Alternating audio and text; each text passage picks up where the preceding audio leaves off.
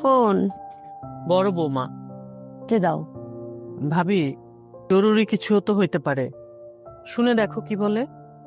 আমার কাছে কোনো কিছুই এখন আর জরুরি না। কাইটা দিতে বলছে, কাইটা দাও। এই চালগুলা নিয়া ভালো করে দাও। বুঝবে না?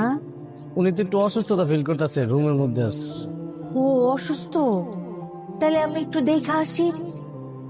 এই কাম করেন না ম্যাডাম, আমার বলছে কেউ যেন ডিস্টার্ব না করে। মরা ডাল খাইতে আলাই তো এটা করলে কি হবে?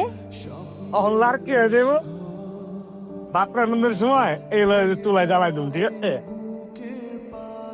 এবং নতুন নাম্বার নেই আমার কাছে। আর কি চাও তুমি? ফাহাদ ভাইকে তো আমাদের কাছ থেকে নিয়ে গেছো, এখন বাড়ির দলিলটাও সাইন করে নিছো। কি? ফাহাদ ভাই মামাকে মিথ্যা কথা বলে একটা দলিলে সাইন করে বাসাটা বিক্রি করে দিছে।